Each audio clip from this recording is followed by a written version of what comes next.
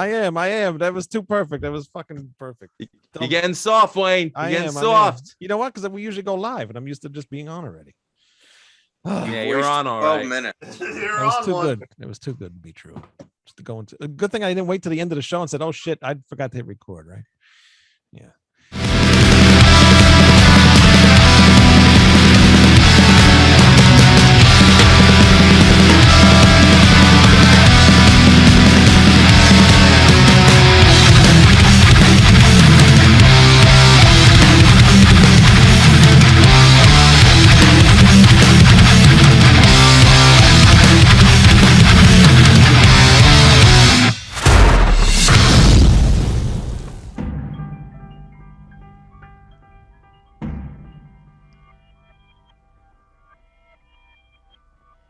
I wake up in the basement. I'm so hungry. I'm dry. I must be here sleepwalking. Listening. Welcome to Rat Salad Review. Today we're going to be talking about Alice Cooper because it's Halloween season and we're doing our Halloween special, and we're talking about Welcome to My Nightmare. It was our nightmare. Welcome to our nightmare, indeed. And then Welcome to My Nightmare. And we're also going to talk about the Alice Cooper TV specials, and we're going to talk about the Alice Cooper Welcome to My Nightmare concert. So Very cool. Joining us on this episode, a very special guest of mine and Greg's, is Manny. What's up, Manny? How you doing, gentlemen? Thank you for having me. Yeah, no problem. I've been actually, since I started the show, Manny, I wanted you on here. So it's cool to have you on finally for something. It's been 3 years now, so it's very cool to have you on. Well, I've never done this before, and usually I say no, and I agreed. So it's actually my girlfriend who said, "Why don't you just do it? See what it's like." I go, "Fine." So you can thank her. Well, peer pressure for the win. Thank you, Manny's girlfriend. Very smart woman. Oh, cool. I'm glad you're here, and I hope you like it. No, this is cool. I've checked you guys out, so I'm not sure about suck my balls episodes that you guys have. Those, but these I like. That's a South Park show. Come on. Oh, I know, I get it. So it's high quality show. It's high quality entertainment. So Wayne and James are in. What was the other gentleman's name? There was another guy. Lou, are you guys Alice Cooper fans? What's your status? What's your fandom like? Like me, I'm a huge Alice Cooper fan. I'm not as knowledgeable with Alice Cooper as you and Greg are, but like backstories and all this shit. But I'm a huge love his music, love most of the albums, so I'm a pretty big fan. Lou, I have an interesting Alice Cooper story. So the first song I ever heard from Alice Cooper, 10 years old. First time seeing Class of 1984 on television. Oh, so first one I ever heard was I Am the Future from the Zipper Catches Skin album. And I love that period of Alice's music. However, I also do hold a torch for his classic stuff and some of his later stuff as well. This album, Welcome to My Nightmare, is it's not my favorite. I still hold a torch for Zipper Catches Skin. I will say it's probably of the popular era of Alice Cooper, it's my favorite one. Well, actually that and $1 Billion Babies, but I still hold the torch for Zipper Catches Skin. So I do love Alice. What about you, James? I enjoy Alice. I'm not as knowledgeable with all of his albums or anything because I didn't realize how many albums this man has in his catalog. He has a shit ton. 28 studio albums, I found out. Yeah, that's a lot. And so I really just I dived in. Like I know his like his big hit songs, and I enjoy his Zane. I enjoy like kind of like him sounding like the Beatles, but like on a bad acid trip. I've always enjoyed that type of music. So like I enjoy his when he gets really zany and stuff like that. So I've always kind of enjoyed the people clutching pearls on him, and all that stuff. So that type of stuff I always dig. So I'm still a novice, but I do enjoy his music. And where did you guys come in as a fan? Greg, where did you come in as a fan? The original band, actually. My dad was a big fan of that era, so Love It to Death, Killer, School's Out, $1 Billion Babies, Muscle of Love. So you prefer the original band, the band Alice Cooper, not just him solo, or him over him solo? Yes, I prefer the original band. My second favorite when he goes solo is actually the early 80s era, Flush the Fashion through Dada, specifically Special Forces, but the cocaine years. Yes. and crack cocaine, apparently. Dude, welcome to My Nightmare is pretty high up there, and yeah, I would have no problem with someone calling it his best solo album, because it really takes the vaudeville and the cabaret. They were really started bringing in strong and on $1 Billion Babies, and brings it full circle here. I mean, they lose a little bit of the rock edge doing it, but I think it worked perfectly. Just a good fun time. And that's a good point you bring up. There's a lot of cabaret and a lot of old time show business type. You know, you're right. Excellent point. As a kid, though, I didn't get that. As a kid, that was lost on me until I became an adult. But yeah, me too. Yeah. Well, you know, it kind of shows Alice's intelligence and everything, that he was able to do different things. Like, he could appeal to as a kid in a different way than he can as an adult. Yeah. You know? And so the theatrics and stuff like that, and you could tell, like, he studied up on a lot of the stuff, like, of theater and everything, because I think he was a theater kid growing up, if I remember correctly. So and then also the gentleman who choreographed and produced the TV special and then the stage show that came from that for the concert is a guy called David Winters, who used to choreograph and design stage shows for like Anne Margaret, Elvis Presley, Fred Astaire, a lot of old stars like that. And he also directed the last horror film with Joe Spinell and Carolyn Monroe. Sorry, just a useless bit of information right there. No, that's cool. Well, on the $1 Billion Babies, the band Alice Cooper had hired the amazing, what was his name? The Amazing Randy. Now, Carl said that the face she has drawn should mean something to somebody in our audience. Is there anybody here who can relate to this picture? Please vote if you think you recognize the face. Well, 10 people say they recognize this face, which is odd, since you said, Carl, that only one person should relate to it. Perhaps this drawing is not as specific as you think? Well, thank you very much anyway, Carl and Stephen. What he used to be known for in the 70s is he would go on like Phil Donahue and all this stuff, the Amazing Randy, and challenge people to, prove their theories on magic and all this other crap, and nobody ever proved them.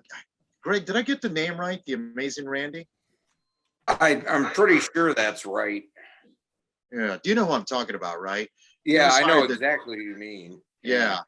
Yeah, he was the guy who used to chop Alice's head off for the $1 Billion Baby tour. Yeah.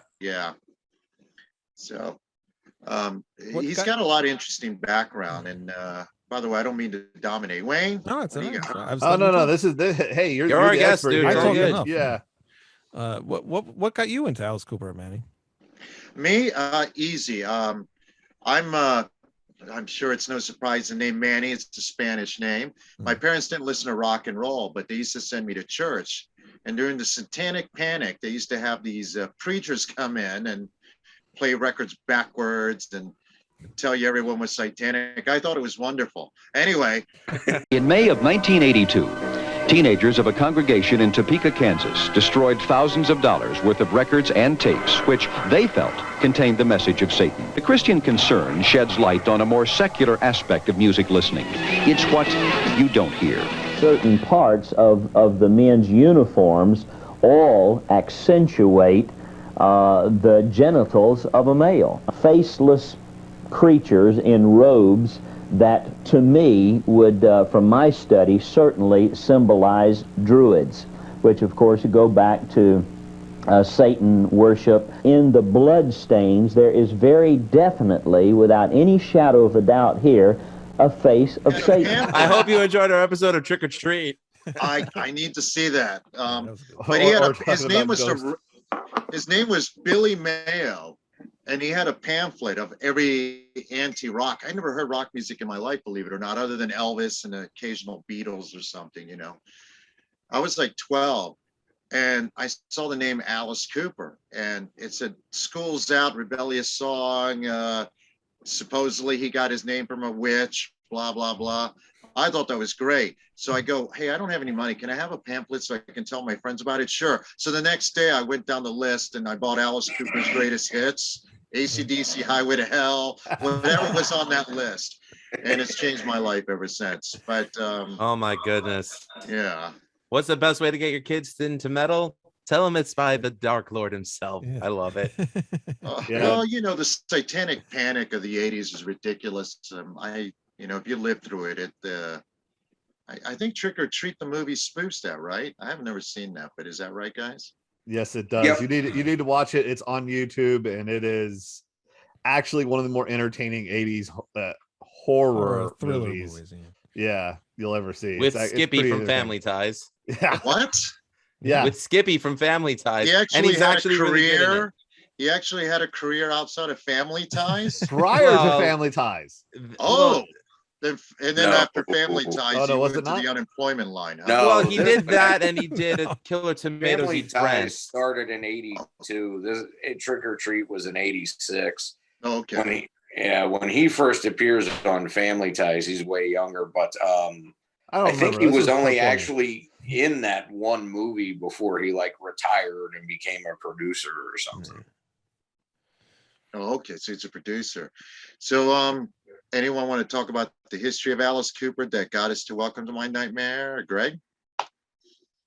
You guys. Do you mean all the way from like the straight bizarre years with Zappa up to? It's up to you. We don't have to go straight down the line. I don't want to go that far. Well, Yeah. I think where it's one thing important you need to start mention, here- Greg, they were all teammates. Well, 3 of them were teammates on their high school track team. That's true. Yes, That's they true. were. It's true. Yeah.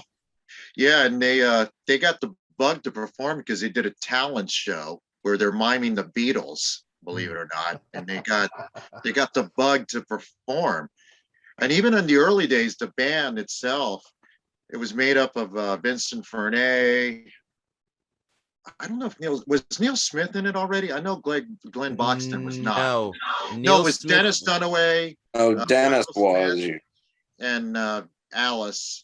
And I don't know. They had another guitar player before Glenn and another drummer. I know that. It wasn't Michael Bruce.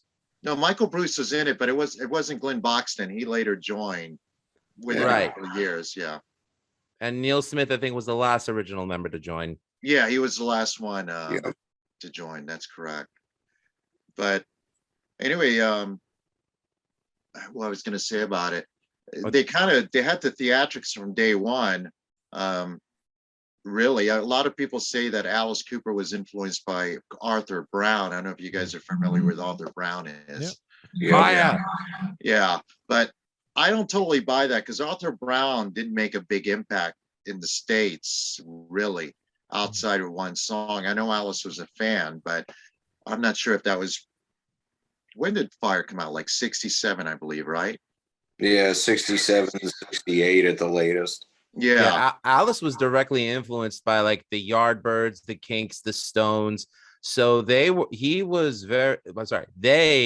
because we need to again contextualize the fact that Alice Cooper was a band before Vincent Fernay became Alice Cooper. They were very influenced by the British invasion, and I want to say the Motor City sound, but I could be wrong about that. But I definitely know like Alice. No, you're right. You're right. You're right. Okay. They came up because they went to LA and they were getting nowhere. And even though they were signed to Bizarre Records, and then they moved to Detroit. And this is where they cut their teeth as a live band, and they played with the MC5, the Stooges, Mitch Ryder and the Detroit Wheels, Ted Nugent's Amboy Dukes. Most of these, a lot of bands that are now forgotten, that are almost were the predecessor to punk rock. Now, Alice musically didn't really fit in with those guys at that time. It wasn't until Bob Ezrin got involved and go, well, there's some raw talent here, and helped him shape those songs.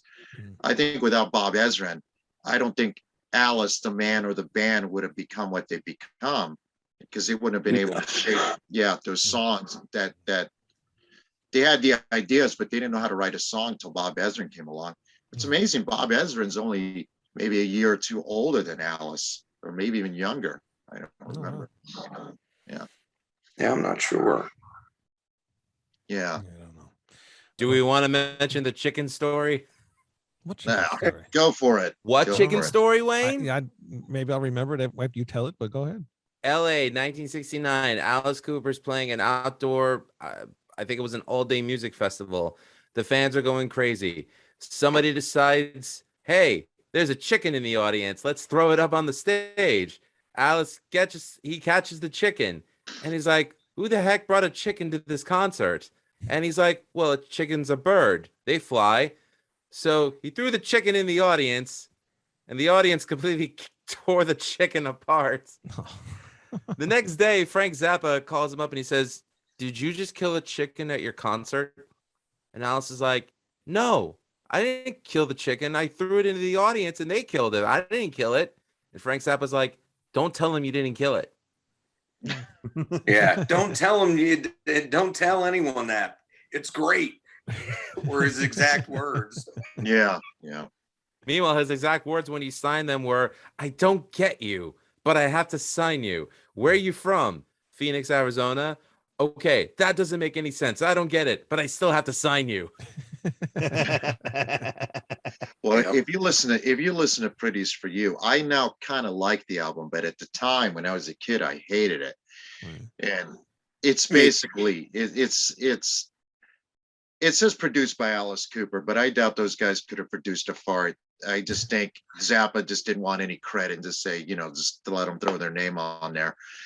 But there's no real song structure. It goes all over the place.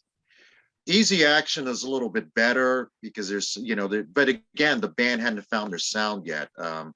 There's songs on there like Mr. and Mr. Meaner that really have no real relation to what the band or him as a solo artist would later become. But there's a few hints in there, Beautiful Flyaway and things like that. But it does show their talent as a band for the first time. Yeah, in my opinion. Definitely. They just needed direction. But Pretty's for You, Frank didn't really help him write the songs or anything. He just produced it for him and pretty much did everything as far as putting the album together. The album cover, as strange as it is, it was actually a painting hanging in Frank's living room at the time. Yeah, there's actually a picture. It was in a magazine where that same picture's hanging over it was at Frank Zappa's parents'. It's over the fireplace or something like that. Yeah. But yeah, I was shocked when I saw that. Anyway, the band Alice Cooper had led the way to theatrics that really, at that point, didn't really exist outside of Arthur Brown. And there was kind of a scene with T-Rex and Slade, but that was more glam. And Alice kind of predated that sort of. But then we get to this. So yeah, what were you going to say? I apologize. Alice always kind of stood apart for me too from all of that because very, very different to the Alice Cooper band's theatrics. They got most of their influences that way from vaudeville, and I think it comes through in the way it was designed and the different way they would approach stuff, especially during the original band days when it was a little bit more violent and Alice really played the villain more and would the audience and do a lot of back and forth, which it was a stage show, but it wasn't really psychedelic. No, you're right. It was not. Yeah, absolutely. What do you guys think of his influence as an artist? Do you think he had an impact on bands like Kiss and things that followed, in anyone's opinion? I wanted to make the saying that Alice Cooper walked or crawled where Marilyn Manson walked, where bands like Ghost and everything just ran with the whole idea of theatrics and macabre and doing the quote unquote Satan, the satanic panic stuff and really playing up to the theatrics of a stage show. Because I mean, prior to that, who had a really elaborate stage show? And then after you guys got bands like Green Jelly and Guar and all those guys out there doing crazy shit, which is awesome. Yeah, I mean, I'm sure eventually somebody would have done something, but he and his band were the first. Yeah, I would say Alice Cooper is the blueprint for everything that came after it, from Kiss to, I'll even go so far as to say, Ozzy. I mean, Black Sabbath did not do elaborate stage productions. They just got on stage, plugged in, and that was it, you know? Right. Diary of a Madman tour, The Castle. I mean, come on. You can't tell me that that wasn't influenced by anything Alice did. And Randy Rhoads, I think, is actually on the record as saying that Michael Bruce and Glenn Buxton were more of an influence on him than Sabbath were. So that's true. He wasn't a Black Sabbath fan. Matter of fact, there was an article in Guitar World where, not Guitar World, Guitar for Practicing Musician, it doesn't exist anymore, where Randy and his brother's first concert was Alice Cooper at Los Angeles Forum in 1972. So, cool. Yeah, it's kind of interesting. Yeah. It turns out Randy Rhoads influences Glenn Buxton and Leslie West, which is amazing because I don't hear any one of their styles in anything Randy Rhoads did. Right. But there you have it. We could do a whole episode on Randy Rhoads, and even though I don't think much of the organization, congratulations to Randy Rhoads for getting inducted to the Rock and Roll Hall of Fame. Even though, again, that's my opinion on it, but good for Randy. Well, I mean, Alice Cooper took what, 25 years after him and they were eligible. So it just they have a snobbery to anything they perceive to even smell of heavy metal, let alone actually be heavy metal. Oh.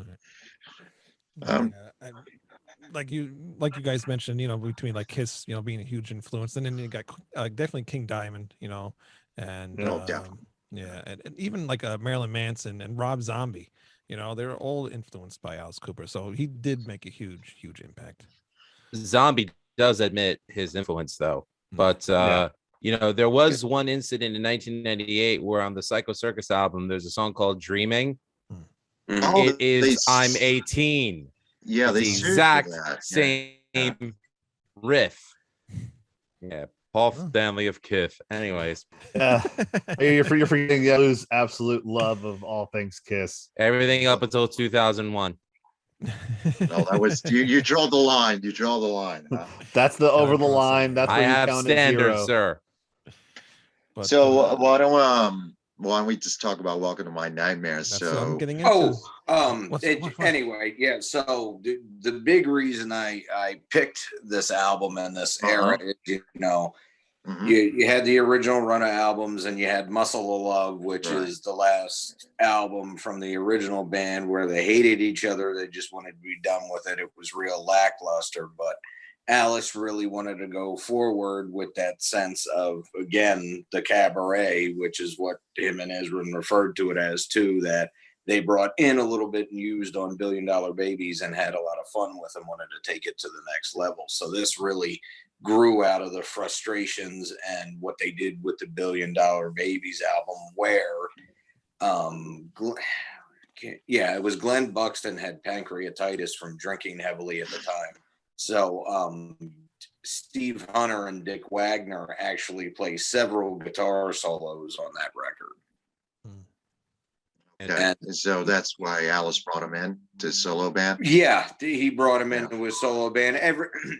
Everyone says, oh, he stole him from Lou Reed, but that's not really what happened. They already had a pre-existing relationship. What they were contracted for with Lou Reed ended, so they went back to Bob and Alice and formed the core of the Welcome to My Nightmare band and started writing the record.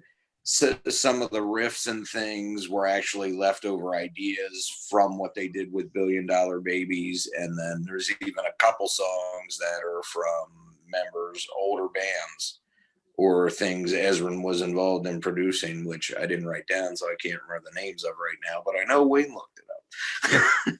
And Dick Wagner, I don't think I remember. Dick Wagner was a big go-to guy for Bob Ezrin. I mean, you know, he did a lot of ghost playing on some Kiss records, and rest in peace to Dick Wagner. And Steve Hunter, I mean, he's been such a great sideman for so many. I mean, he was even Glenn's fill-in for the Rock and Roll Hall of Fame performance and was touring with Alice up until fairly recently, 2011. And this is when Orianthi was still in the band, who, by the way, is a kick-ass guitar. So, well, the fact that Lou Reed, who I'm a huge fan on, would allow Steve Hunter and Dick Wagner to do any arrangements is pretty amazing, considering Lou Reed usually his band members had no say whatsoever on anything. So that speaks pretty highly of those two guys. Does that include his period with the Velvet Underground as well? Because I'm not too familiar with it. No. It's only including the Lou Reed recorded a live album called Rock and Roll Animal that has a nothing but Velvet Underground songs, but they rocked them up a bit. And he basically left it up to Steve Hunter and Dick Wagner to figure out the arrangements. This is right after David Bowie had produced a Transformer album that gave him the big hit Walk on the Wild Side. And then, he didn't really have a band. So he used these guys that Bob Ezrin had worked with before. And that's how Lou Reed, because like Greg said, Bob Ezrin used those guys also on Peter Gabriel's first solo album. And, yeah, a couple other things he used them on that, again, I can't remember, but like you guys said, Wagner and Hunter were Ezrin's go-to guys. And actually they played on Lou Reed's Berlin also, which I forgot they did. Yep, that's the album and core I was talking about, actually. Berlin and then Rock and Roll Animal. Yeah, so very cool. And then after that, Lou Reed never gave anyone a say ever again. But anyway, that's another story. All right, so let's get into. And then he did Lulu. Oh, and also, I'm not ever doing that. not Lou. It's not my fault this time. I just want to reiterate that it's not my fault. Let Greg talk. Okay. What happened? I have no idea. The constant interruptions. It wasn't my fault this time. No, it was my fault. I interrupted. I said, and then he did Lulu. So I'm sorry, Greg. Continue. Okay. Well, I could talk for an hour about what I really don't like about Lou Reed, but I'm not getting into that right now because I do like the period we're talking about. So anyway, another thing I really thought was interesting about this is how they toned down Alice's image a little bit with the violence. And I do love what they did, even though some of it looks cheesy now because 70s production values, but you can clearly tell that, they designed this to be huge and it was aimed at kids and stuff. I mean, this is when he really exploded. Yeah.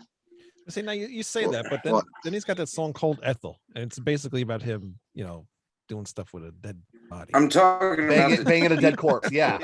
Like yeah, let's just say that. The record. People in the 70s were not didn't get upset so easily. Probably because they were all coked out, but they didn't get so upset so easily. I mean, wasn't Jeffrey Dahmer? Wasn't that just down too soon? Well, no, that's in the 80s or 90s. I don't know. Who knows? He probably was a New Kids on the Block fan anyway. Probably, or Menudo, maybe. Whoa! We can't talk about Menudo like that. That's Spanish loyalty right there. Come on. Okay. Hey, not for nothing, Cole. That's a catchy song, and some of the best songs are written about necrophilia, including TSOL's Code Blue. Yep, and I Love the Dead. But one thing I was going to point out, though, is in the TV special when they do that song, which was aired on TV more for children, whereas the concert film was released in theaters to adults where, he's smacking around the mannequin like a dead corpse and stuff. But in the TV special, I mean, granted, she does come popping out of a freezer in the refrigerator heaven, which probably involved a lot of booze and cocaine in the design, but I thought looked awesome. But she's a dancer in that. It's a little bit softer of an approach with it. I mean, she's a burlesque dancer that's dead and frozen. What do you want out of nothing you wouldn't see, really. I mean, it could have been an Anne Margaret show that was just Halloween themed. It's not like he's getting his head chopped off with a guillotine. It is a step backwards. It's just people weren't as sensitive in the 70s. You could show them something cool. Yeah. But I do think that and I believe, I don't know if Wayne said it, but I do believe you guys have a point. Alice is deliberately moving away from the more, more violent image. He was trying to go into more mainstream which will be reflected on albums like Lace and Whiskey and From the Inside. Yeah. At least musically, lyrically, he didn't really change that much. But musically, well, I mean, Lace and Whiskey is a little more personal. I agree. And yeah. And Even I Never Cry from Alice Cooper Goes to Hell is a little more personal. True. But I agree with you that he was trying to move away from the, well, at the time considered a hard rock ghetto. Nowadays it would have been a gold mine, but at the time, you know, and trying to move into a mainstream and showing up on Tonight Show, and he would be showing up on Hollywood Squares. Yeah, Muppet Show. Yeah, can't add the Muppet Show on that because he was in the Muppet Show. Yeah, so he was definitely trying to be more mainstream, and I think after Alice Cooper Goes to Hell, I think it cost him record sales. It didn't cost him in a concert attendance, but it cost him in record sales, and I think it took him until the 80s to kind of win back that hard rock metal audience, at least in my opinion. I don't know what you guys think, but that's my opinion. I agree with that statement. It wasn't until I think Constrictor when people were like, "Oh, Alice is back." Right. Yeah. Right. Yeah, because I actually, when you watch that live show, at the end of it, they're interviewing a lot of people from the audience, and they're all saying like that's their favorite pop star. I'm like, pop star? That's kind of weird. You know, Well, consider him. keep in mind popular metal, music. Right. Yeah. And I mean, you know, he really would. They do 7-Eleven when they did the Slurpee cups back then that year. Actually, he was the only rock singer featured on a cup. Really? I mean, he was considered a pop star. He was right on there with Tina Turner, and I don't know who else. I just have the Alice what a Cooper combination, Alice Cooper and Tina Garrett, Turner. Who had better legs? That's so weird. But, well, Tina, of course. Tina, I hope. Well, I don't want to look at know. Alice's legs. James, what are you looking at, man. buddy? Yo, hey, you know what? That special was a little homoerotic for me, so you know. It was the 70s, guys. All right. It was. It was. Whoa, you cannot be pulling the Greg excuses here, okay? Just because it was 1975, you know, and a few years later there's a Star Wars special with Wookiee porn doesn't mean anything. Said we never discussed the Wookiee porn. We are going to discuss the Wookiee porn. Damn it! Come on now. It was a different time. Cocaine was rampant. Cocaine's a hell of a drug. So actually, my one of my college courses was Holocaust representation in the arts, and we had to watch Wonder Woman and Salt's 76, which was the special Holocaust episode of Wonder Woman, and where they revived dead Hitler, reincarnated him. Oh, wow. And had Linda Carter beat the shit out of him in her bikini. It was the weirdest fuck. So I can attest that the 70s was a little different, but my God, what? Look, I would watch Linda Carter do anything in a bikini in the set. Okay, that's just me. Yeah, but resurrecting Hitler, though, I'm gonna need like 10 more my locos. paper was more about that how Wonder Woman was trying to get Linda Carter in as little clothing as possible for network TV. Too funny. Hey, we don't complain. Oh, I wasn't complaining. I said it was a good thing. All right. So I really did not get fully into Alice Cooper until like maybe 97-ish. And this was the first album that I got because, you know, this is the one that everyone always talked about. So I said, if I'm going to get anything, I'm getting Welcome to My Nightmare.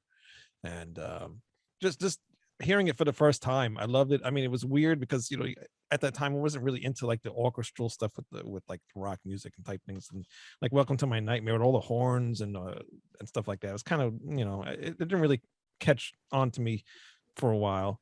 Did it make your skin crawl? No, it didn't really creep me out too much.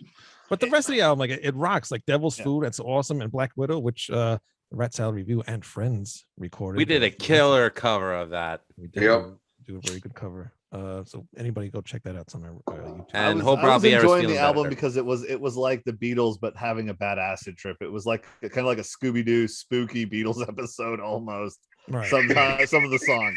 I mean, you can't tell me that wasn't what was going on some of the times there. It sounded like, you know, like they were in a haunted house and here's Alice Cooper showing up. Wait a minute, are you calling Welcome to My Nightmare Scooby-Doo on LSD? Because it's a pretty accurate statement. It sounds pretty cool. Actually, I think Alice would approve of that, actually. Good. I think he would think that was great.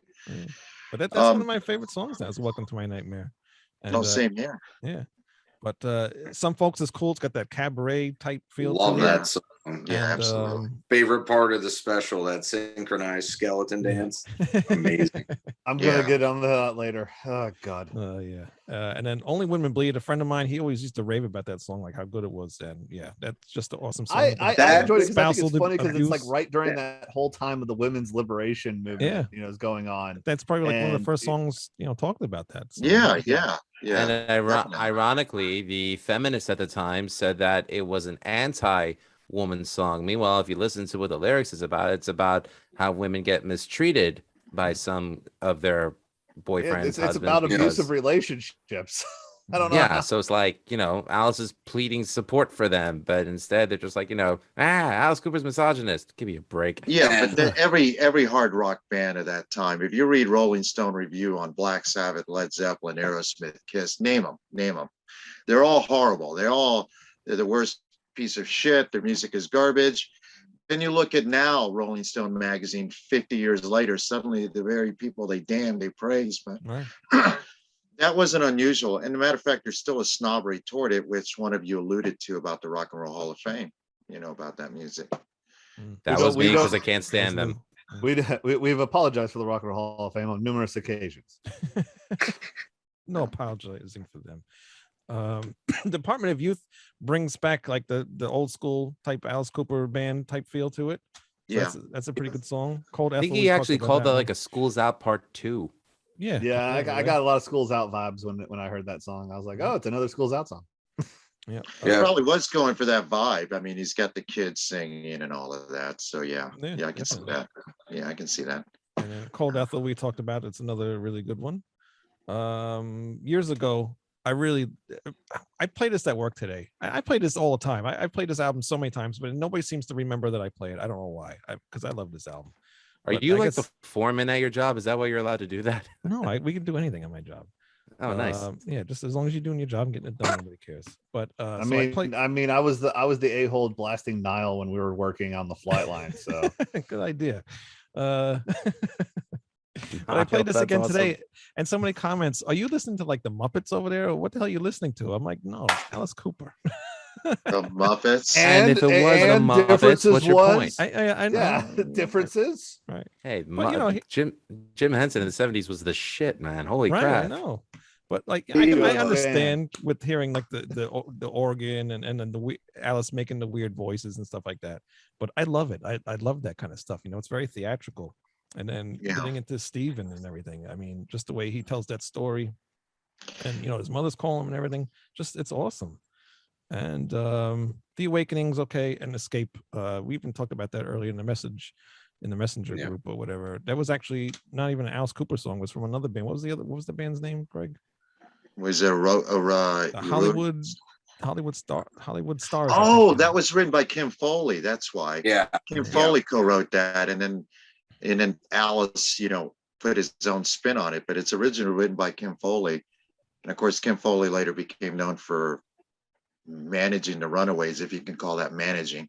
But yeah, that's there was managing in that situation. Yeah. Oh, what a managing to ruin their lives. Oh, that's another story. Yeah. No, nowadays he'd be in jail. Let's just be honest. If that was going on. Oh, definitely. It's funny. I'm 51, so when I first heard the album, I was 13, 14. I didn't have a lot of to compare it to anything else musically outside of AC/DC, Kiss. What I was listening to. So the first time I heard it, it kind of threw me off because it didn't even sound like other Alice Cooper. I didn't realize Alice Cooper was a band either. So keep that in mind. I used to wonder why are these other guys' faces on here? But anyway, and so it took me a long time to. When I say a long time, maybe a year, that's not that long, but it took me a while to really absorb it and understand it. I didn't really have a place musically that I could relate to compared to everything else that I was listening to, if that makes sense. So it took me a while. I didn't get the theatrics is going for, the cabaret or any of that. That was lost on me at that age, right. So you had to give that a couple of years before you appreciated the cabaret. Yeah, definitely. You're right. And I expanded my musical taste that, I have Barbra Streisand next to Slayer, but as a kid, I wouldn't have, fuck that, listen to anything like that. I would kill to have a Slayer Barbra Streisand metal mashup. That'd be hilarious. Yep, You Don't Bring Me Flowers. Next up after that is Rain and Blood. Good stuff. That'd probably be more frightening than Welcome to My Nightmare, actually. But Yentl awaits. Yentl awaits. Oh, the other thing that I told you, that's frightening. That's frightening.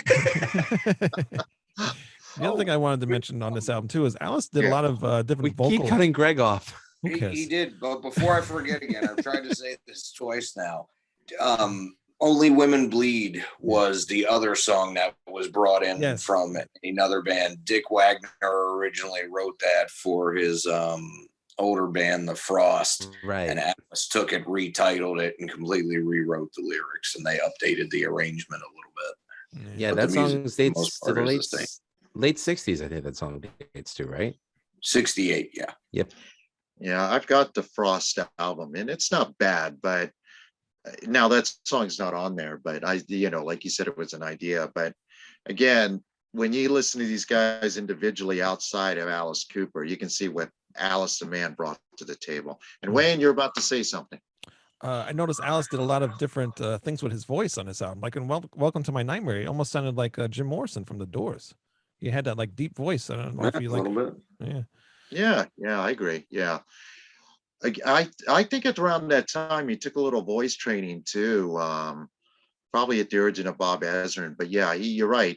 I've never heard him sound that diverse ever again either. Right. And any album, even Lace and Whiskey or anything like that, he never sounded that diverse. As a matter of fact, he doesn't even try to sing like that. And nowadays, he just sings in that more scratchy, that gritty voice. Yeah, doesn't even try anymore. No. Yeah, I agree with you. A great point on that. James. Yes. What do you think about Welcome to My Nightmare? Is this your first time you actually heard the whole album? This was actually, I will admit it. This was the first time I ever listened to it. I came in fresh. Like I said, okay, so the only time I remember Alice Cooper prior was when I grew up was watching it on Wayne's World. So the first time, okay, so hey, you know what? I'm the young in this group. It's okay. However you got into him, you got into him exactly. That's Algonquin for the good land is always remember. But it had a level of sophistication that I think I really liked. I liked the flow of his album. I like how everything, even though the songs are different and have different topics, flow into one another a little bit. They have a little bit of a flow and they have a little bit of a rhyme and reason. So, you wouldn't put something like Escape at the beginning of the song, beginning of the album. You would put that at the end. I saw what he was doing, and I appreciated that a lot more. Sound, I thought it was, like I've said, LSD with, it's Beatles on a bad Scooby-Doo LSD trip, and there's nothing wrong with that. And I enjoyed it. It made me actually want to listen to more. I actually started listening to Lace and Whiskey this morning as I was driving to work because of it. I don't know. I don't know if that's the next one I would suggest you to listen to, but since it had such glowing reviews from you gentlemen, I decided I wanted to see how bad this rabbit hole went. Yeah. Well, I used to hate it. It's still my least favorite, but I'm with Wayne. That would be the last one I recommend. And yeah, definitely. Hey, I wanted to see how bad it went before it got good. Okay. Well, it starts out strong, but then you get these songs. I never wrote these words that sound like he was writing it for Barry Manilow and not Alice Cooper or whatever that song is. I never wrote the song. And I think he was trying to dig personally deep into whatever was going on in his life and trying to leave the persona of Alice Cooper behind and be Alice the man. But maybe I'm reading too much into that too. Lou, what did you think about Welcome to My Nightmare? And was this your first time? I think it was, right? Your first time hearing this album? No, it wasn't my first time listening to Welcome. It was my first time listening to Welcome 2, which we'll get to later. We'll get to that later. Manny, can you come back or what's going on? Yeah, I can definitely come back. How long? I'm waiting for my kids to text me to. I So that's why, I'll wait till they text. Yeah, I was like going, I'm like, it's 8:55. It's getting kind of late. I want Manny to come back. Yeah. But I absolutely love this album. Everything about it, from the arrangements to the performances to the production. I know that, Greg, we've had discussions on what we think of Ezra's production, and granted, I will admit he was probably coked out of his head for some of the arrangements and ideas he put on this album, but in my opinion, it worked perfectly. And probably my favorite Ezra production, well, that and The Wall, I'll say that too. Not a bad song on it. It flows perfectly. And, I would say if you want to get into Alice Cooper, again, my personal favorite is $1 Billion Babies, but I would say in terms of generally speaking, I would tell people to get into this one, and use their own judgment from there. If you want to backtrack, listen to his previous discography or anything afterwards. Yeah, there's a lot of everything on this album, I think, for anybody. So, what were we saying, Manny? Do you think this album would have worked as a band, Alice Cooper, or did it have to be a solo album? I'm in the opinion it had to be a solo album. Greg, what do you think? It had to have been a solo album. It wouldn't have worked with the band. It would have been too different. It would have been a little bit more rock based, and I don't think that would have worked for the majority of the album or the concept overall. Unfortunately, he had to go solo to do this right. And that's not to say that the original band was one-dimensional. It's just far from it. Yeah, I agree. This is an Alice Cooper, Bob Ezrin production. Yeah, not an Alice Cooper band production. Yeah. No, it wouldn't have been part of their vision. Not that they aren't capable of doing great things. Greg, did I get to you, or did you talk about this yet? Yeah, I talked about it at the beginning. I think. Yeah, it's great. I love it. It would definitely be the one I would recommend first. And man, you talked about it too, right? You're all done. Everybody's done with the Welcome to My Nightmare? Yes. Let's move on if you're ready. I'm ready. Now we're going to get to the Welcome to My Nightmare TV special.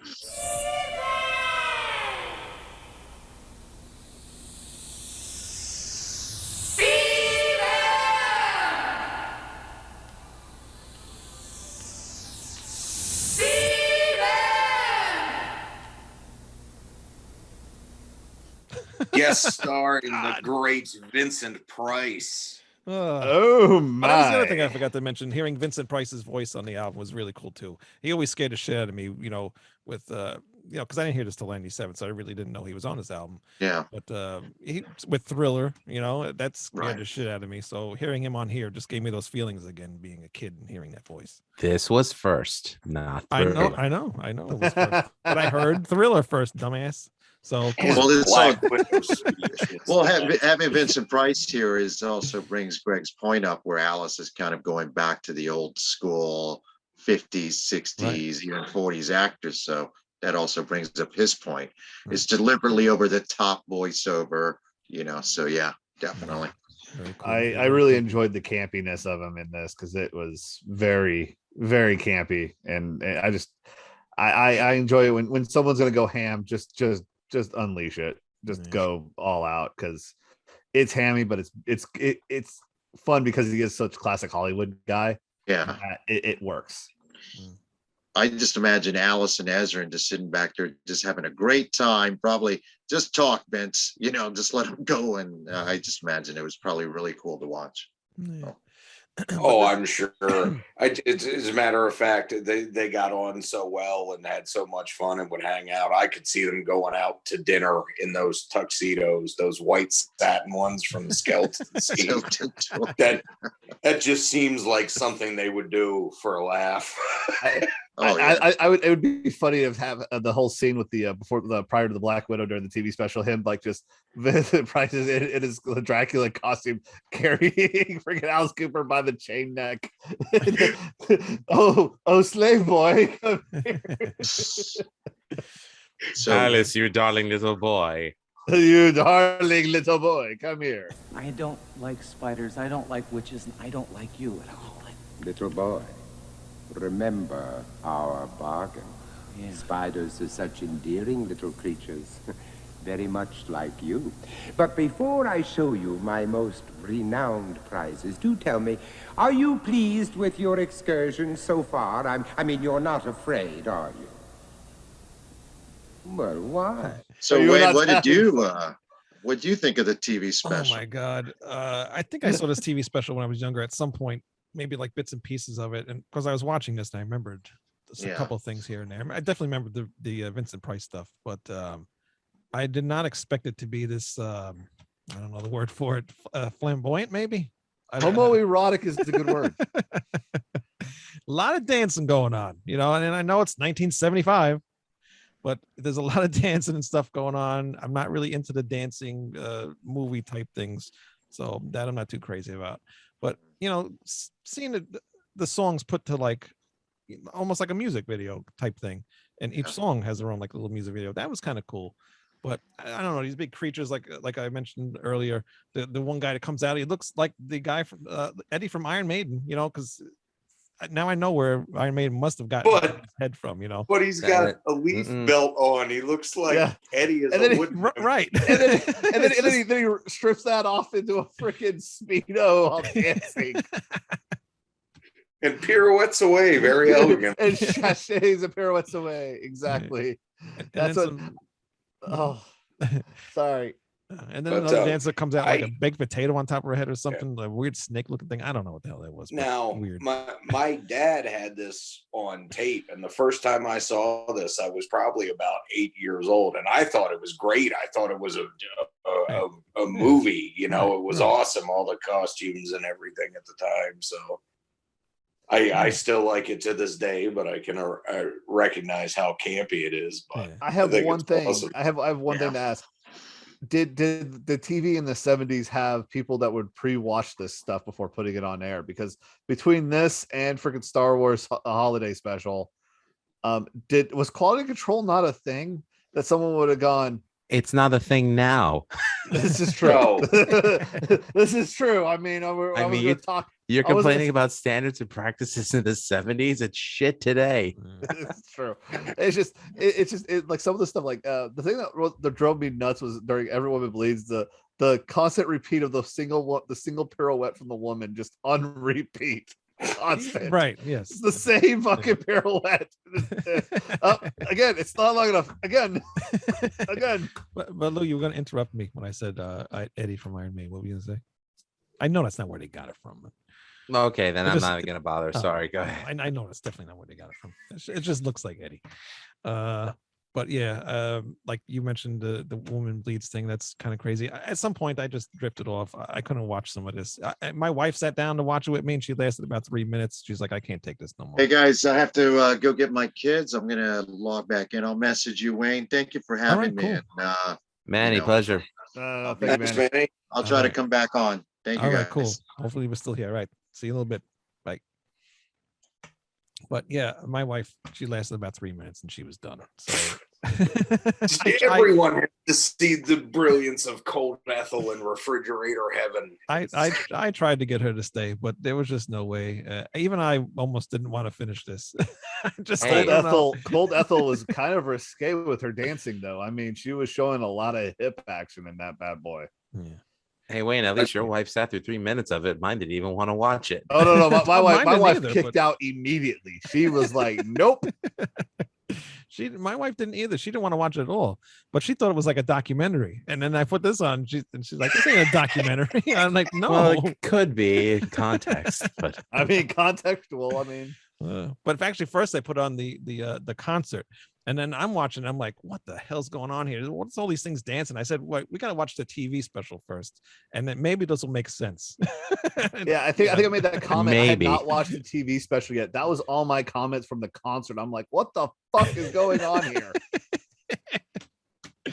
Oh my God. Yeah, I probably should have mentioned to watch the TV special first. Yeah, you know, Greg, you know, these are things that, you know, it could have made things better if I actually knew the order of things to do. Because actually on Amazon Music, Welcome to My Nightmare is actually the first CD instead of Welcome to My Nightmare. So I actually listened to number 2 first. Oh my God. Oops. You poor child. I am a poor summer child. Damn you it! should tell by the covers, though. I mean, this one looks updated.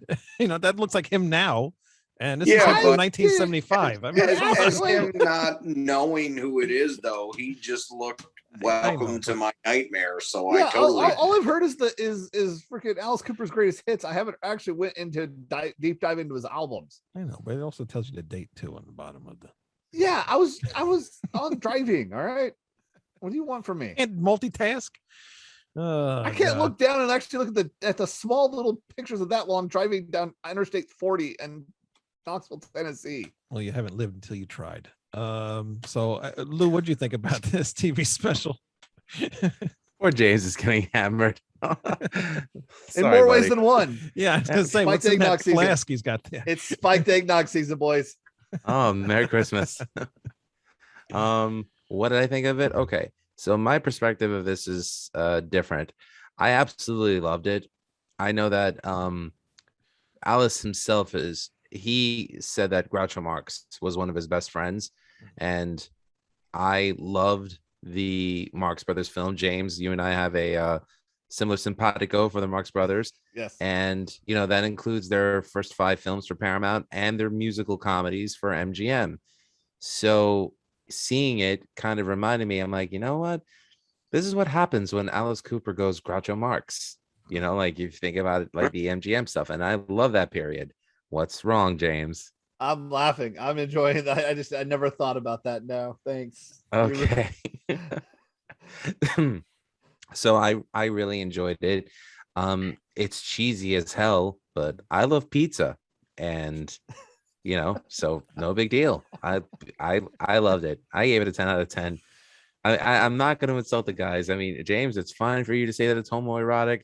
Wayne, it's fine for you to say that your wife walked away from it after 3 minutes. It's fine for me to say my wife didn't even bother, and it was my birthday and she didn't bother. You like it? Yeah, great.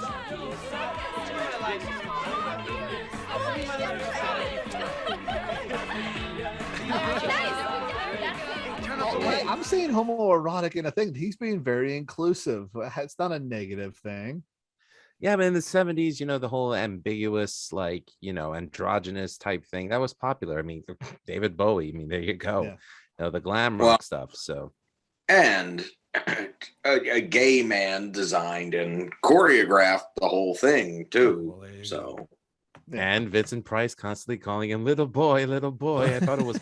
which is weird because Vincent Price was a very big LGBTQ advocate and icon, and icon. Even though, and it's just funny though because the whole time I'm thinking Phil Silvers from Mad World. Oh, little boy. all I can think of is oh, slave boy.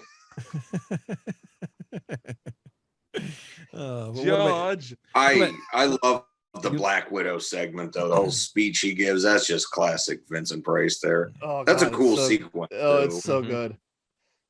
The one thing that did bother me though is watching this, and now I got these images of these dancing people in it as I'm listening to the album, and it kind of ruins it for me a little bit.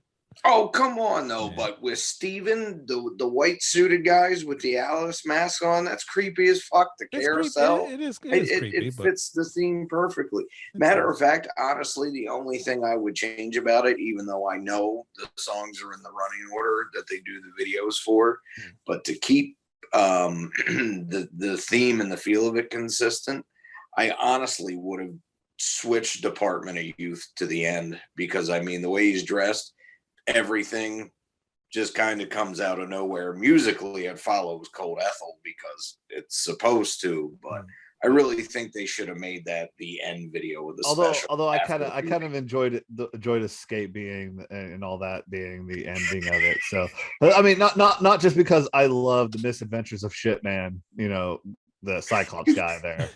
I was gonna work that joke in again. Okay, that was too damn good. I kind of liked that you can never escape your nightmares. You have to and all that stuff. I enjoyed the whole ending scene being macabre and all that. Yeah, I'm amazed that considering where you live, you don't mention that guy as a Squatch. Okay, you know what? Just because I've worked extensively in Morgan County where they shoot that show doesn't mean anything. Okay. Greg, to answer your question about the whole sequencing, I think that all had to do with like advertising. Having worked in television before, I could tell you that like the sequencing of segments and placement, everything it's all due to advertising and when they think people are going to be watching the most. So that's where, like, it probably had a lot to do with that. They're like, okay, we got the big advertisers here at this time, so let's make the segment this shorter so people can see the commercials. So that's probably what it was. I could see that. That makes definitely a lot of sense there. But Greg, I mean, you must love this thing. I do. I love it. I know you. It's just a ton of fun. I love almost everything about it. I mean, the old school feel, the cheesiness, the over the topness. It's hammy, but it is legitimately creepy. And I mean, as far as a music video for the album, I think it works great. Yeah. Especially I mean, when we reiterate it is 75 and music videos haven't really hit the mainstream yet. I mean, we're still a few years away from actual music videos being normal. Yes, it might have won the Grammy, but Manny did make a good point about against what. You know what though? I mean, if you think about other holiday specials that aired, like, Kiss Meets the Phantom of the Park, Halloween 78, Star Wars Holiday Special, Thanksgiving 78. I mean, really, this is like light years beyond better than those two. Come on. Oh, yeah. Yeah, I guess so. The other thing was too, and I asked you this, Greg, and I figured you would know, but the music is different, and also his vocals are different on all the songs. No. Yeah, they're different because if in the TV special, where in the TV special, of course, yeah, we're talking about TV special. Because in Devil's Food, like the part where they're like saying Devil's Food, and then he's saying something on the album, it's very buried. On the TV special, you can hear everything that he's saying very clearly on there. They probably had to do VO. It's probably purposely reworked for that to make it more audible and more prominent for the way he's acting in the scene. Yeah. But I did notice, like, even Welcome to My Nightmare, I'm pretty much every single song has something different about it. Stuff like Welcome to My Nightmare and Years Ago and Escape, it's extended out a little bit to, work around the set pieces, or the arrangements will be slightly different. Yeah. And I think it's to accommodate the length of the TV special and the story with it too. Yeah, I think I agree with you on that, because they and the way they shot it too, you could tell they shot most of it with the song in mind, and then they extended it out, and that's where you get all those really noticeable repeat shots. Because you get it in Escape a lot, him running up that freaking pyramid how many times?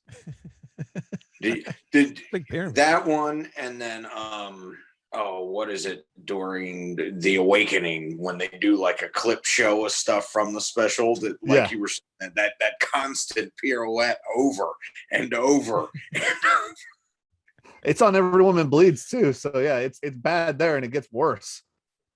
They flashed that scene during the Awakening more times than they flashed Sybil Danning's tits at the end of The Howling 2, My Sister is a Werewolf, which is a grand total of 17, if anyone's curious, by the way. Thank you, Mr. Skin. I'm gonna go watch that now, just so I can see Sybil Danning topless. Nice. The other thing too was you could tell this was way before they figured out how to do like split screen, because when Alice is sleeping in the bed, and then when he's sitting next to Alice, it's just like a mannequin with hair on it. Yeah, that was quite obvious. That was quite obvious. So bad. If you look real closely during the introduction, when he's talking to Vincent Price as if he was a child, and he's telling him his adult body's sleeping over there, that is the cold Ethel doll that they used during the concert with Alice's eye makeup painted on its face. Yeah, I was wondering what the fuck that was. I was like, is that that's a doll with his eye makeup? What the fuck is this? You can see the hair of the cold Ethel doll underneath the wig. It looks like they just drew the makeup on real fast, slapped a wig on it, and threw it. There you go, boys. I want to know how long this took to shoot, because it couldn't have taken that long. I don't know how long it took to shoot, but this is all actually very tight and choreographed well, and to the point time-wise. Like they really rehearsed the shit out of this before they. Again, this is the original TV special, so some of it may be a little bit more off the cuff. But I know they rehearsed the shit out of it. But I mean, when they actually got on camera, it must have been really quickly done because some of the stuff I'm like, they left that in there. Yeah, it was a pretty interesting TV special. I will say that. If anybody hasn't seen it, it's all on YouTube. Just look up the TV Alice Cooper Welcome to My Nightmare TV special. Shout Factory has put out a special edition now on Blu-ray and DVD of the Welcome to My Nightmare concert, which includes the original TV special on the bonus disc with remastered video and audio. Yeah, because the YouTube one kind of sucks. It's all pixelated and everything. It's an old VHS rip, you can tell. It's a Russian guy. I mean, we're just happy it went to the motherland like that. Okay. I actually remember seeing He's got a hamster on a wheel powering a mid-70s Betamax. Just so all right, Gudgy, go ahead, run. How do you make this run on vodka? Hey. No, pass up. Get up. Get up. Department of Youth on a loop. I actually remember. Why are they sending these kids to the department there? They're too young. What are you saying, Luke? I was gonna say I actually remember seeing this on VHS at like Nobody Beats the Wiz back in the day, and it was in the big box.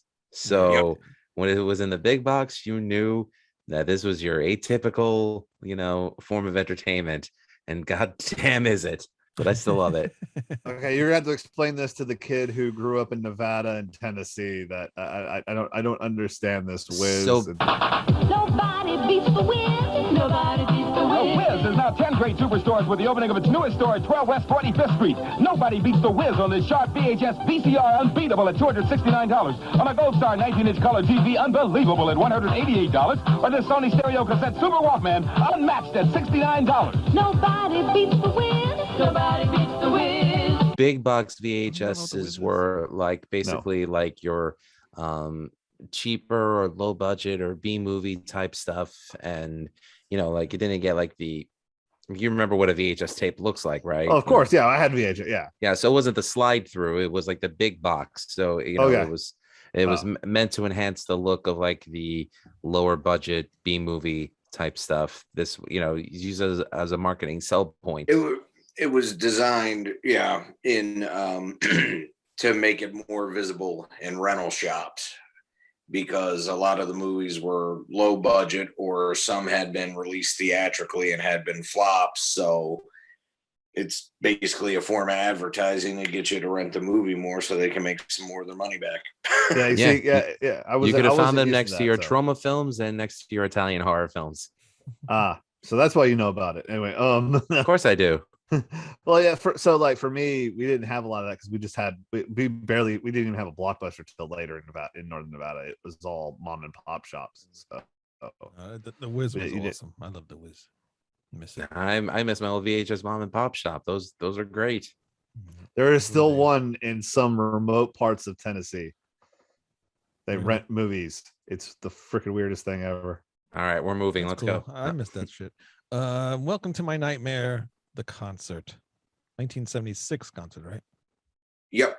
Yeah. This I accidentally watched this first, and it starts out looking like this is going to be like a movie type thing going on. And I thought, all right, this is going to be kind of cool. Nice neon tombstone. Yeah. Yep. Smashes that. Yes. Thing. My wife was still interested because she watched this a little bit with me, and then all of a sudden the concert came on. She left. She's like, done. Yeah, done with all the people, and Eddie comes back out again in this concert, and no, this was an actual proper Eddie, because this one actually had like two heads and everything and all that. Yeah, so he was there, but they played, just as a whole in this whole thing, the music, I did not like how they played it. I mean, this is a whole totally different band too, right? From the album, exact same band. This was Steve Hunter and Dick Wagner and I forgot the bassist's name. John. What was it again? Prakash John. That's it. Thank you. Who apparently still plays in Canada with his sons. Yep. And oh man, Something Winter is the drummer's name. I forget now. It's in the thing. But I just did not like how they played the album. The songs from the album, Welcome to My Nightmare, sound completely different. A lot of the songs didn't even sound like the song they were supposed to be singing. Alice Cooper just sounded like he was singing over whatever the hell they were playing at the time. And I don't know. At some point they made a sound. It sounded like the song. It just, I don't know. So some of the transition pieces, like at the end of $1 Billion Babies, to extend it out to fit the stage show and everything. Yeah. Even though it is changed a little bit, more of a funk style. Yeah. Sometimes with the synthesizer, which isn't there on some of these studio tracks, it almost comes off a little disco-y with some of the flourishes the guy does. But there's a lot of the medley connection pieces are just old Alice Cooper band songs. Right. Parts of them, like $1 Billion Babies, that when that flows into the next song, there's parts of like Halo of Flies. I think Ballad of Dwight Fry, and then part of Didn't We Meet from the next album. The Alice Cooper show shows up somewhere as a segue too. Yeah. And when we were first talking about this, I had said I wasn't nuts about it at first. I had to watch it and listen to it twice again, but I don't mind it as much. It flows real well with what they were trying to do and fits the show. I prefer the album versions, but I don't think it sounds bad. Yeah, no, they played good, but it's just when you want to hear like him play the songs from that album, I'd rather hear them played closer to the album than what they did with this. Especially like the drums were just doing completely the opposite of what the album was doing. It was almost faster. And even extra beats and stuff in there. I didn't like that. And even the bass was like all over the place and just playing notes that weren't in the actual songs. It was just weird. And then the freaking guy that was playing the keyboard, the Moog keyboard or whatever the hell he was doing, he was pissing me off at some point because he was just making all these weird scratchy sounds. I'm like, all right, enough, stop. It's just too much. The keyboardist was Josef Shirowski, synthesizer, keyboards, clavinet, and Fender Rhodes. And the drummer, Greg, was Penty Whitey Glenn. That's right. Well, I was close. Whitey Winter, David Winters was the director and producer of the concert. But, yes. James, what did you think of this concert? I think actually my reaction is my first reaction to this is actually is pretty proper here. Let me what the hell am I watching? Yeah, what the fuck am I watching is exactly my answer to this. Yeah, it is because like I once again I was watching this out of order and just I pulled this up and I'm like, what the fuck is this shit? Not like in a bad way, but like, what the fuck is this? And actually, yeah, because when you had mentioned the homoerotic thing, and I said, no, it's not that blatant, thinking you were talking about the TV special. I had forgotten during the concert, during the Some Folks Dance with the Skeletons, they're putting the batons between their legs and jerking each other off. So, I see. Yeah, exactly about that. I'm not, I'm not one of those people who just, I'm not going to just say that just to say it. It's like, no, when I'm going, I'm like, yo, this is pretty homoerotic, guys. I mean, this is pretty gay. And I don't mean by a little gay. I mean by a lot gay. I mean, the only thing that's missing is a drag queen busting out of there and, making some jokes. Quite disappointed that one didn't. I am kind of disappointed. I think that would have been really good for a Dolly Parton drag queen to just jump out of there in the middle of the bit. She could have been. Hello, Dolly. She could have been and drop that line. Wouldn't that have been great? Oh, would have been ace, absolutely. I mean, I also called this a cringe factory, and I didn't mean it in like a bad way. I mean, they were going for campy and cringy to begin with, so I was actually paying them a kind of a compliment of that they went full blast with this. They did not just like go, maybe we shouldn't do it this way. Maybe this is a little bit too much. No, they just fucking just put the freaking pedal down and just went, we're gonna do this. We're going all the way, baby. Oh God. And they did that. And they did. They succeeded. Mission successful. They did. Lou, what did you think about this? See, my opinion is different because I saw Alice Cooper in concert before I saw this. I saw him open up for Heaven and Hell. So he only did about an hour show, but I got to see Alice Cooper, on stage, and he was amazing. Probably one of the best shows I've ever seen. Seeing this, I wasn't disappointed. Like, I was really happy to see this moment in time captured. It was cool to see how people in the UK responded to, what, to Alice in general and what they thought of him. It was cool and refreshing for me to see that. But do I see myself watching the concert again? No, but I didn't hate it. It was just it was a moment in time, and I'm happy to say I've seen it, move on. But the band was great. I mean, I thought that it was really cool to hear Wagner and Hunter play against each other. I mean, obviously they're not Michael Bruce and Glenn Buxton, but am I pronouncing his last name right? Because I think Manny was pronouncing it differently. Is it Glenn Buxton, Greg? I think it's Buxton. I can only say it the same way you are, so I'm gonna go with you. Yeah, that's the way I've been pronouncing it. So it was just cool to hear a different guitar team, and Alice is known for great guitar teams. So for me as a guitarist, it was great to see the both of them and both do their thing. Both very underrated, multi-talented guitarists. So. Oh, definitely. And Steve Hunter does some really cool stuff here. Like, I had actually talked with Wayne before where I had mentioned that I wasn't really the biggest fan of this era of his live career. For example, the 77 live album, the Alice Cooper Show, I actually don't like at all.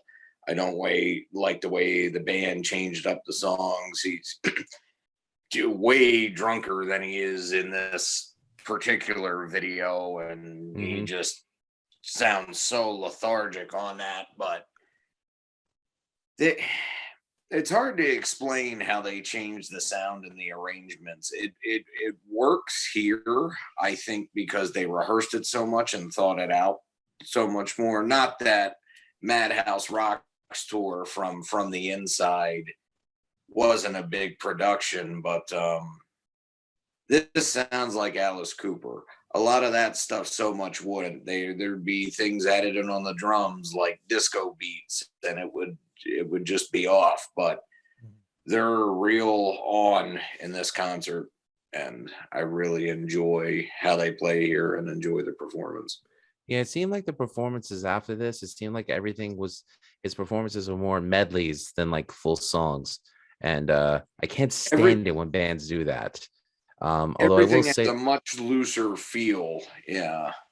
Although I will say that visually, the performance of Welcome to My Nightmare from, I think it was 78 or 79, that was pretty enjoyable because that was actually the first live footage of Alice that I've ever seen. So it kind of sticks in my memory.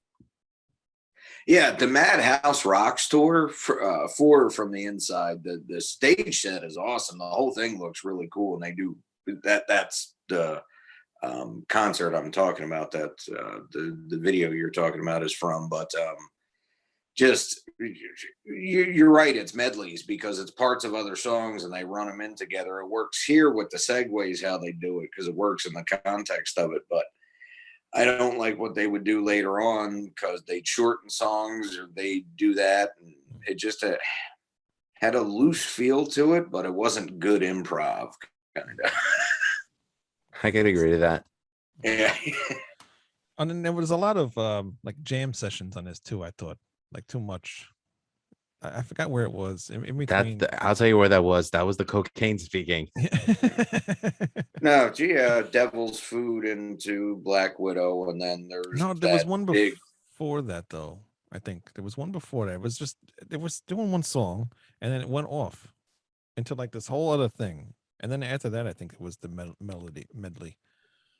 I don't know. I don't remember, but You're it was talking about the end of $1 Billion Babies. Possibly. Yeah, that's where I was talking about, where they do a couple riffs of Halo of Flies, and then there's parts of another couple songs in there, and it ends with part of Didn't We Meet from the next album that hadn't been released yet. But yeah, I don't know. I like how it ties together, but honestly, the second time I watched this, when I watched this week, it threw me off because I know those other songs, and it was just like, wait, what the hell are they doing? But, yeah, and then they did it again at the end of the show too. Like they did a whole jam thing at the end.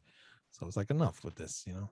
All I could think of is that from what I've heard from firsthand experiences from my in-laws, the crowd in there is always enjoying it because they are severely what's the best way to put it, enhanced during the concert. Yeah. You mean they're high as fuck? Is that what you're trying to say?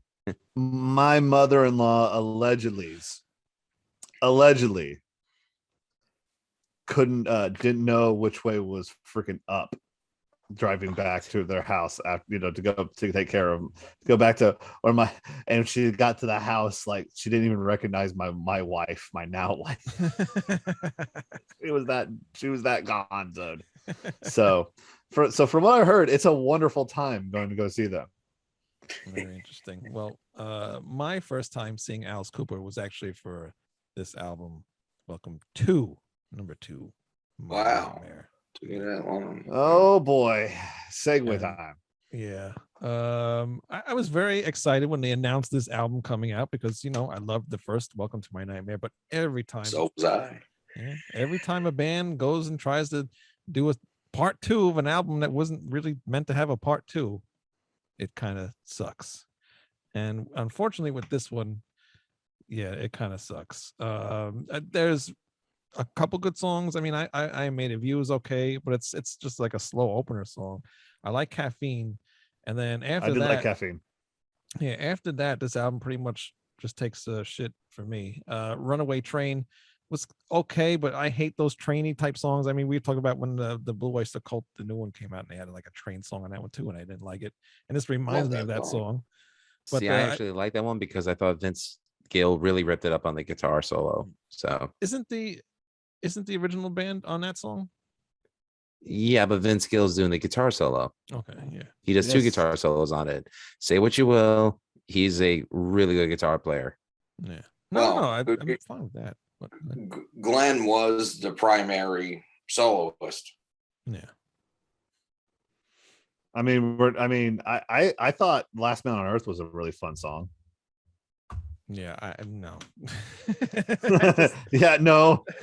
Fine. It's not. Yeah, no. Just kick right out. Okay. Yeah, but I was interested because like I just mentioned too, a lot of the original members from the original Alice Cooper band were supposed to be on this album. I thought it was supposed to be actually all of the living members, right? And I thought it was supposed to be on all the songs, and then just to find out it's on like 1 or 2 songs, and then one bonus track or whatever, which I think is probably the best song on the whole thing. But I don't have it on this version, although I do have it signed by Alice Cooper, by the way. Nice. Yeah, I'll Bite Your Face Off. I think that was the first single off of this. Yes, it was. And when I heard that, I wasn't too happy. I knew this wasn't going to go good. But the song that I really like, I think it's my favorite, and all of you hate it because we all talked about it in the messenger early. Disco Bloodbath Boogie Fever. Oh, for the love of God! Oh my God! You know those videos where they have the people that are really into church rapping. Yeah.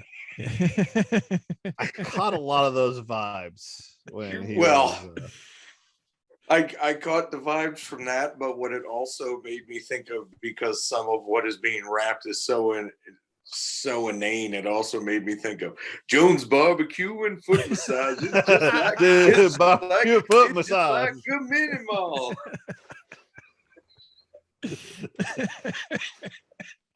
Why's the dinosaur here? Who knows? Oh my God. But yeah, it's a disco song or whatever, and it's got him singing like rapped over it. And no, he's not singing a damn thing. He's not singing. He's rapping. You know what? There's no singing in that motherfucker. Like Alice Cooper went first. Streetwalker come up to me, minding my own business. He walks me up. He looks me down. What be this? What be that? That's exactly where. Why you gotta look like that? It's his all hell's breaking loose. But it reminds me of something like off the Muppet, like a Muppet movie or something like that. So, I like think especially when one like, Muppet Jim film I Henson would would have a wanna little bit watch. more quality control than that. Okay. I don't know. I think it's cool, and then it gets like heavy at the end too. So I like that. I don't know. It's a good song. It's a weird song, and I got a lot of what the fuck are we listening to at work because I listened to this album. Yeah, so much I'll put it to you this way: in the right mood, I can still enjoy the Vanilla Ice Ninja Rap from the end. Oh my god! Come on, TMNT2. that's not better This than this song. Not so much. Oh come on, that's No. Can you watch? Can you listen to the soundtrack of Cool as Ice? No, I can't. I don't want to. That's asking for a lot. About that movie. Thank you for ruining my night. And then this album just gets even worse again. Ghoul's Gone Wild, like a stupid surf song. Like I don't get it. I actually enjoyed that song. Yeah, so did I. Funny. Oh, God. That was a guilty pleasure one. I was like, oh god, I enjoyed the cheesy freaking older songs. I hate I'm with James on that one. Yeah. The ballad. Yeah, I like the ballad was okay. Something to Remember Me By was all right. When Hell Comes Home, I don't even remember what the hell that one sounds like. I think I just drowned off by that time that came on. What Baby Wants is fucking terrible. It's got Kesha. Song. Yeah, that was terrible. Go brush your teeth with Jack Daniels. Don't ever disrespect Jack like that. I'm not. I'm just quoting her lyric. I know you are. And then they ended with the underture, which was cool. I wish the album was more like that underture. You know, had more orchestral things going on and made more sense. This album to me was just all over the place than the original album. Yeah, they were trying too hard, and it comes off very flat. And that's my biggest problem with it. Most of it's boring as hell. In the sense of how it sounds, they kind of succeeded at what they were trying to do, but it sounds like them trying to do that. It doesn't sound like they accomplished capturing this 70s sound and bringing it back. Right. The tracks I like the best are the ones with the original band members, and even one of those is kind of flat. Yeah. The surf song's probably the funnest one on here. 3 against 1, Wayne. Yep, you lose. But yeah, it's just a shame, you know, because the album cover is really cool. You know, even the back is really cool, and the idea of going back to that was. Go ahead. I think they should have gone about the writing process and the idea behind it a little bit more naturally, rather than trying to force themselves to write a certain way. I think they should have just said, you know, take the vibes of this and let's see what we come up with now. I think they pigeonholed themselves, and it just ended up falling flat. Yeah, definitely. Lou, you want to add anything else? Some classics should just be left alone. That's all I can say. Yeah, pretty much. What about you, James? This album is a lot like downtown Nashville now than it was 10 years ago. It's very corporate. It's very boring. And actually, it reeked of Spaceballs 2: The Search for More Money. It really reeked of, we're trying to make money here, not trying to make a great album. We're trying to put songs out there. Some of them are really good. Like I said, I like Last Man on Earth, and I like Ghouls Gone Wild. Some of those other songs should have never seen the light of day. They really shouldn't have never been made.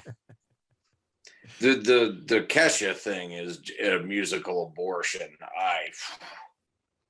No. That song sounds like it was written so they could make ringtones out of it, just in the whole way it's designed. Well, you know, that makes sense of it being in 2011.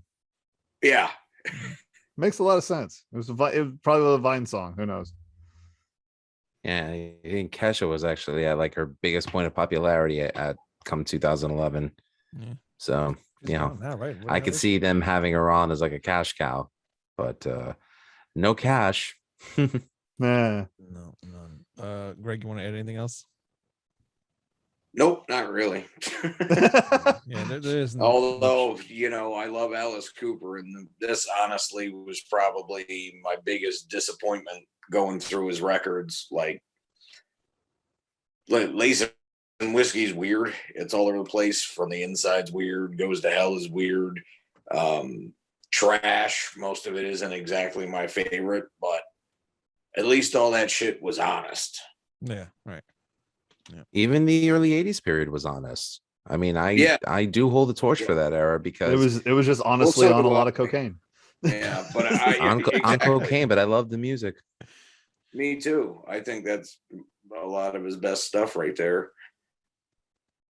Yeah, but yeah, this is just for it's like that fucking ballad I can't stand off of Trash from '89, the Bon Jovi pen one. Only my Bed heart. of Nails. It clearly done for the music video and the money. Yeah. Well, if you think about it, Bed of Nails is great, especially during the chorus. Ow, ow, ow, ow, ow. But you know, Bed of Nails is basically a remake of You Give Love a Bad Name. I mean, it's the exact same like flow in the chorus musically. You're thinking of the wrong song. No, I'm thinking Bed of Nails. You're thinking of the ballad that Greg's talking about. I can't think of what the hell's the name of that ballad. No, I'm not thinking of the ballad. I'm thinking of Bed of Nails. I forgot there was a ballad on Trash. There is a ballad, and dude, I know there's you're like talking 3. About. I know what you're talking about. Well, let's skip past those. I know what you're talking about because it came on at work one day and people started singing the Bon Jovi song. I said, "This is not Bon Jovi." Yeah. What the hell's the name? What was going on with 80s like metal artists and making ballads? I mean, his name is Desmond Child. That's all you need to know. Okay. Yeah. So he's the blame for Damn Yankees. Well, no, that's Desmond Child wrote High Enough. No, he didn't, but that was clearly based off of his ideas and what he formatted in the scene. Well, I guess you could say the two people that are solely responsible for the direction that 80s metal went. One would have to be Desmond Child. The other would have to be Mutt Lange. You know, if you think about it. Yeah. Except I could listen to Pyromania and Hysteria. It's hard to listen to some of the again, I mean, I love Animalize, but Burn Bitch Burn. I mean, come on, I want to put my log in your fireplace. Ugh. I hate that song. I can't think of I didn't know you were so most of that album I don't really like. It's just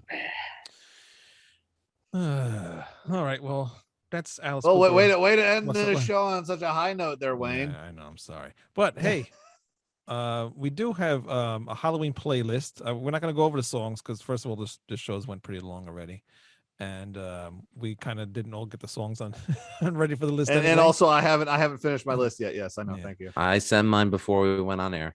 All right, I will add those. So check the descriptions under the bottom of this video, and you can check. I'll have all the playlists. There's 4 of them, just in time for the Halloween season. So on Sunday, on Halloween, you can listen to all of our songs that we've picked, and it's been fun. It's been a very good month, and a very good month of shows that we've done here. I've had a lot of fun reviewing movies, which we really never did before. That was a lot of fun with Demons and Demons 2. Demoni. And then the Trick or Treat movie, that was really fun. And even the Ghost Show. Unfortunately, you missed that last week, Greg, but that was a lot of fun. At least. But did he really feel bad? Opus Eponymous is okay, but yeah, not really. Yeah, whatever. I'm upset I missed it because I actually took the time to listen to all of that shit. Oh my god! Sorry. Well, do you have anything to say about anything besides Opus? I'm not grabbing out my notebook right now. I'm tired. This is going on longer. I'll pull a Matt Groening and do my Halloween comments on Ghost after the 1st of November. All right. Sounds good to me. But, I had a lot of fun talking about these 2 albums and those TV specials and this concert and everything. And I also had a lot of fun talking to Manny, and unfortunately he didn't get to come back. But hopefully he comes back again because he's very knowledgeable. He's extremely knowledgeable about all. Holy smokes! I think I'm going to just quit the show and I'll just give it to him because, yeah, I'm not like he is. But that was a lot of fun, and hopefully he comes back and does something else with us because I would like him to do that. So I guess that's it for today's show. Lou, what do you got going on? I know you just uploaded a new episode. Yes, finally got part 1 of my interview with Lorelei Shellist up. And again, for anyone who doesn't know. Speaking of the devil. Connecting. You can't do that now, Lou. You can't end this plug. I'll plug later. Hey, I'm glad you guys are still on. Thank you. We're actually about to leave. right, well, got one foot out the door. But well, thank you guys for having me, by the way. So I appreciate it. Yeah, I really appreciate you coming on and doing this with us, and hopefully maybe you'll come on again. Sure. Yeah. But actually, quickly though, but before we leave, what was your thoughts on the Welcome to My Nightmare CD, the album? I like it, but I don't think the concept was very clear. I think it suffered from the lack of Dick Wagner, who of course has passed away. I think it was a little. I liked it again. I think it was. What's the word I'm looking for? I don't think it's as well thought out as the original album. I guess in my opinion. So good album, but I don't think it works as a concept, at least in my opinion. Yeah, that was kind of the consensus for me. That was kind of the consensus, yeah. And less flattering terms, it was the consensus, yes. Yeah. Gotcha. What about the TV special? Because we did talk about that while you were gone too. The TV special is definitely a sign of the times. It's very cheesy. It's Alice trying to invade mainstream America and sort of succeeding, but I think it took the Muppets for him really to conquer mainstream America. Yeah, I think so too. We should have watched that too. It would have been funny. We need to do okay. So there's a bunch of Muppet seasonal things we need to watch. Okay? We should. You know what? Maybe January we have like Muppets month. Fuck yeah, Emmett yeah. Well, we will. Bring it on. We would have to discuss Emmett Otter's jug band. No, that's Christmas happening. Time. Emmett Otter's Christmas jug band's happening. Because the River Bottom Nightmare band, that is like perfect Alice Cooper-esque stuff. So that is definitely thanks for playing the drums. I mean, come on. Yeah. Gonzo trying to sell Alice trying to sell Gonzo's soul to the devil. I mean, perfect. Yeah, I know. I mean, I think we're really selling this one short here. Yeah, I think we are. We'll have to Muppets are metal. Episode. Come on, Animal. Seriously. I think Muppets is actually better than Welcome to My Nightmare special. So. Oh, definitely. Yeah. Way better. So as I was saying, I recently uploaded part 1 of my interview with Lorelei Shellis, and as many of you Def Leppard fans may know, she was engaged to Steve Clark, the late founding member.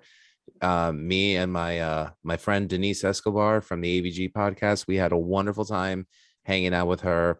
I just uploaded part 2, so now I'm going through the planning stages to premiere it. And once it premieres on Music is Life podcast YouTube channel, then I'll upload it to Rat Saw Review. The interview with Helen Cullen, Phil's wife, went perfect. Spoiler alert, Phil does make a vocal cameo in the episode. Not a physical cameo, because his son Jackson unfortunately sprayed lemon juice all over him. He's a 3-year-old kid, but Phil was like so nice, like speaking off camera, except it sounded like this. So I thought I was talking to a Peanuts adult, but still it was cool. But yeah, Lorelei and Helen were wonderful, so I can't wait to share those episodes with everyone. Very cool. Can't wait to see them. James, you got anything going on? Some wrestling stuff? Not doing anything. We don't have a time yet, but big news. Ring of Honor today decided to shut down operations. Yeah. Oh, really? Immediately. So they're now out of the game. GCW just had their Bloodsport pay-per-view, which we'll be reviewing whenever we get back to scheduling recordings, because that happened and I'm mad at Filthy Tom Lawler, and if you haven't watched the pay-per-view you wouldn't know why. But I actually have news. I'm actually going to go to a concert in next year. I'm actually going to finally get to go to a live music concert, and I'm going to go see Tool in Louisville, Kentucky. So I'm excited to go see that. Very cool. Very, very cool. Seeing Tool in February, so very cool. So nice. And wrestling related too. There was a lot of releases today, I heard. I have not seen the releases yet, so I can't comment on that. Yeah. There is a big wrestling event happening at the Trenton Minor League Baseball Stadium on Halloween. The returning Atsushi Onita from FMW is wrestling Matt Tremont, the owner of H2O, coming out of retirement, and in the first ever no rope barbed wire electrified ring death match. James, your opinion? Uh, I'll take it. All right. And just go to ratsaladreview.com. Check out all of our shows on there and check out the podcast too. iTunes, Spotify, Stitcher. A lot more shows on there than what you just see here on YouTube. So, and hit that subscribe button. And we will see you guys next week with some more shows. Don't forget to click the bell for notifications. Yes. Click the click bell. that button and click that bell. Hit subscribe. And again, thank you, Manny, for coming on the show. And thank you for coming back. Thank you. Thank you for having me, gentlemen. You have a good night. You Good too. night. You Bye too. bye, Thanks for everybody. ratsaladreview.com.